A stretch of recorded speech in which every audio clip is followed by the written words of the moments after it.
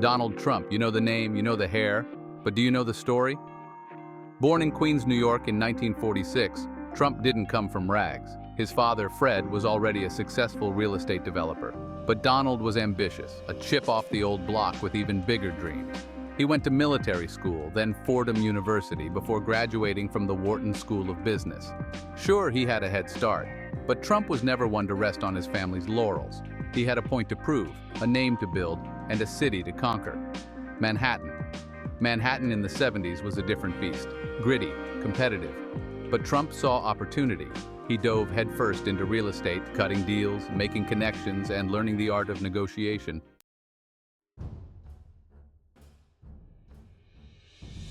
His first big win? The Grand Hyatt Hotel. A crumbling relic he transformed into a shining symbol of the new Trump brand. Then came Trump Tower, a gleaming monument to his own success, right in the heart of Manhattan. He wasn't just building buildings, he was building an empire. Hotels, casinos, golf courses, even an airline. If it screamed luxury and had his name on it, Trump was there. He wasn't just a businessman, he was a celebrity. He wrote The Art of the Deal, a bestseller that cemented his image as a master negotiator. Love him or hate him, you couldn't ignore him.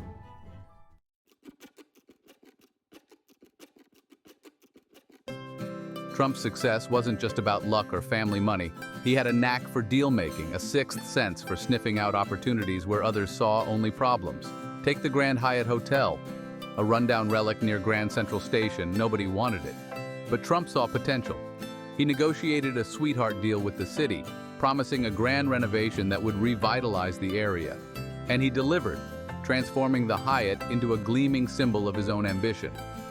Trump understood the value of details, the power of branding. He was a master marketer, selling not just products, but an idea, a dream.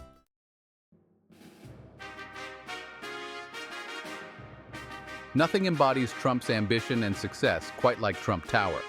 Built on Fifth Avenue in the heart of Manhattan, this shimmering skyscraper became synonymous with Trump's brand.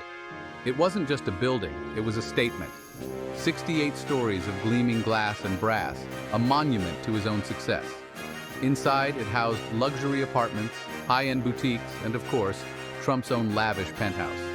Trump Tower wasn't just about real estate, it was about creating an image, a world of luxury and exclusivity.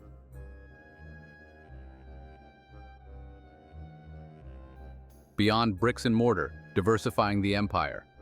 Trump's ambitions extended far beyond real estate. He ventured into casinos, opening the Trump Plaza and Trump Taj Mahal in Atlantic City. He acquired hotels and golf courses across the globe, from Scotland to Dubai. He even launched his own airline, Trump Shuttle, catering to the elite with its promise of luxury and convenience. Trump was everywhere, a master of self-promotion, always eager to put his name and face in front of the public.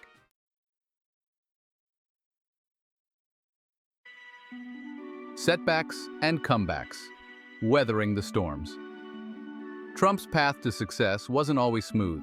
He faced his share of setbacks, from high-profile business failures to personal scandals. The Atlantic City casinos, once glittering symbols of his success, faced financial troubles and bankruptcies. His forays into other industries, like the Trump Shuttle, also proved unsuccessful. But Trump, true to his nature, always bounced back. He restructured deals, renegotiated debts, and fought tooth and nail to protect his brand and his image. He never let a setback keep him down for long.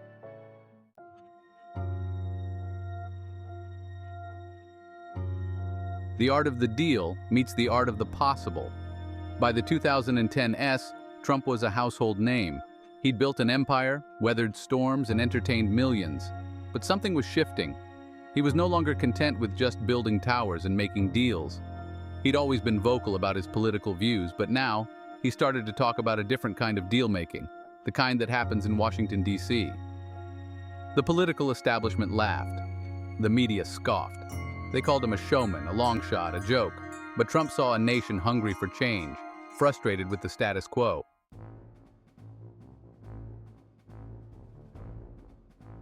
The campaign trail, shaking up the system.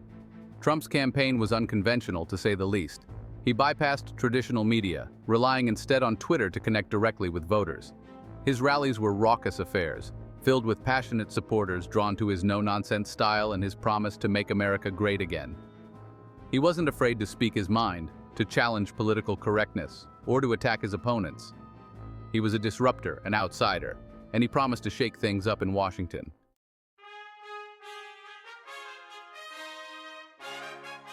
President Trump, a new era begins.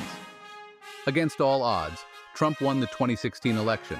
He defeated Hillary Clinton, the former Secretary of State and a political heavyweight, in a victory that shocked the world. His inauguration marked the beginning of a new era in American politics. Love him or hate him, there was no denying that Trump's presidency would be anything but ordinary. He entered the White House as a political outsider, a businessman with no prior experience in government. His leadership style was unorthodox, his policies often controversial, and his use of social media unprecedented.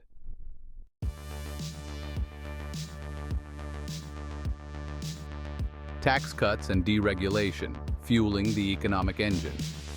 From day one, President Trump made it clear that the American economy was his top priority.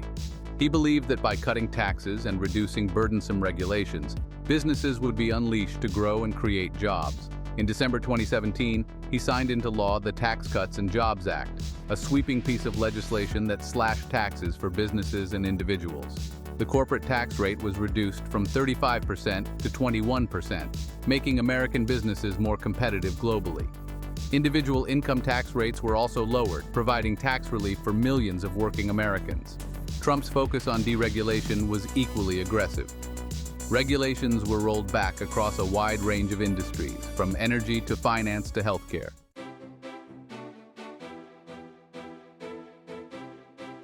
A resurgent American economy, jobs, growth, and confidence. The American economy roared back to life, experiencing a period of sustained growth and job creation not seen in decades. The unemployment rate plummeted to historic lows, falling below 4% for the first time since the late 1960s. Wages began to rise, particularly for blue-collar workers who had seen their incomes stagnate for years. The stock market soared to record highs as investors cheered Trump's pro-business policies.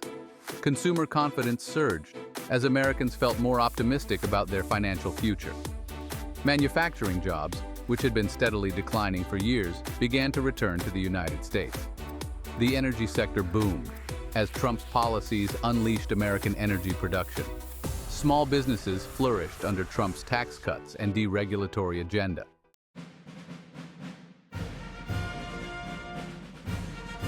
Energy independence, unleashing American energy dominance.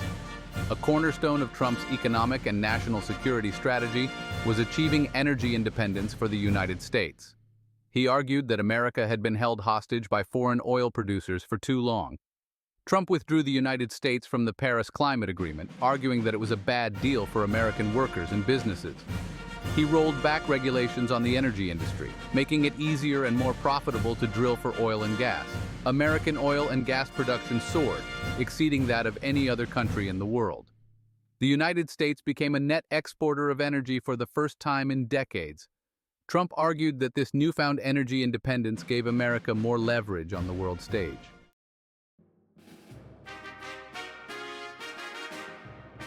Reshaping the judiciary, a conservative legacy for generations. One of Trump's most lasting legacies will be his impact on the federal judiciary. He appointed 2 conservative justices to the Supreme Court, Neil Gorsuch and Brett Kavanaugh, shifting the balance of the court for a generation to come. He also appointed a record number of conservative judges to lower federal courts. Trump's judicial appointments were praised by conservatives, who saw them as a victory for their cause. They argued that these judges would interpret the Constitution in a way that was faithful to its original intent. Liberals, on the other hand, expressed alarm at Trump's reshaping of the judiciary. The appointment of Gorsuch and Kavanaugh were particularly contentious, with both nominations facing fierce opposition from Democrats.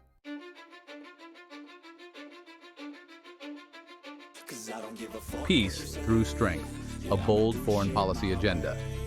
Trump's foreign policy was guided by a simple philosophy: peace through strength. He believed that the United States had been taken advantage of by its allies and adversaries alike. He promised to rebuild the military, to confront America's enemies with renewed resolve, and to put America's interests first. Trump withdrew the United States from the Trans-Pacific Partnership Trade Agreement. He imposed tariffs on goods from China, sparking a trade war between the world's 2 largest economies. Trump's foreign policy was often unpredictable and controversial, but his supporters argued that he was simply doing what was necessary to protect American interests.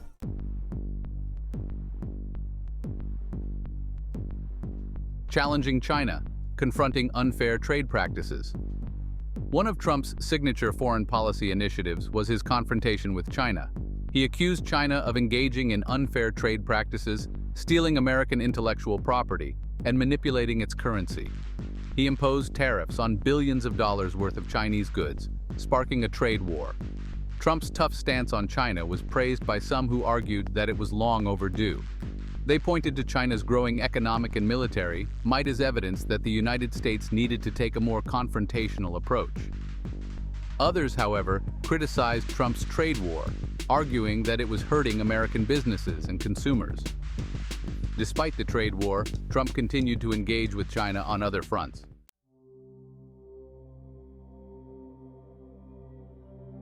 Brokering peace in the Middle East, historic agreements take shape. In a surprising turn of events, the Trump administration played a key role in brokering historic peace agreements between Israel and several Arab states. These agreements, known as the Abraham Accords, were seen as a major breakthrough in a region long plagued by conflict. The Abraham Accords normalized relations between Israel and the United Arab Emirates, Bahrain, Sudan, and Morocco. These agreements were the result of a concerted diplomatic effort by the Trump administration. The agreements were praised by many as a significant step towards peace in the Middle East. The long-term impact of the Abraham Accords remains to be seen, but they represent a potential turning point in the history of the Middle East.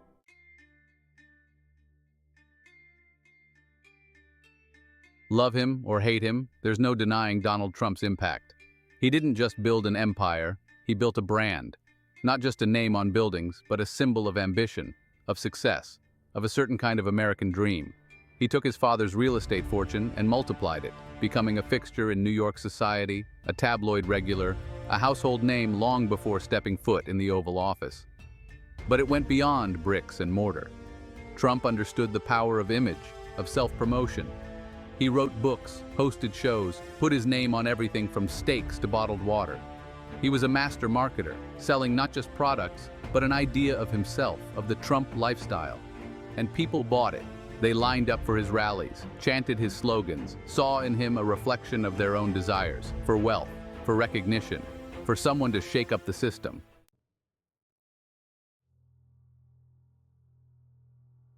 His presidency was like his buildings, bold, brash, impossible to ignore.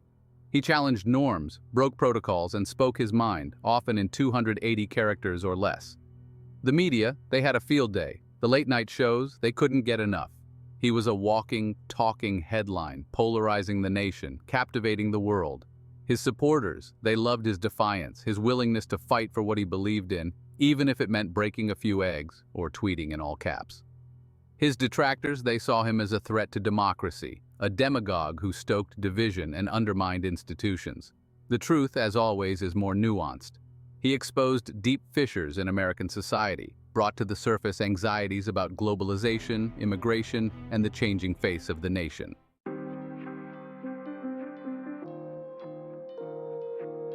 But let's not forget, before the red hats and the rallies, there was Trump the builder, the dealmaker. He looked at the Manhattan skyline and saw his chance to leave a mark, not just on a city, but on an era. He built Trump Tower, a monument to himself, yes, but also a symbol of 1980s excess, of the go big or go home mentality. He gambled big, won big, and lost big. He filed for bankruptcy, bounced back, reinvented himself. He understood that in business, as in life, there are winners and losers. And he was determined to be on the winning side, even if it meant pushing boundaries, bending rules, and challenging the status quo. He was a product of his time, a reflection of the American spirit, for better or for worse.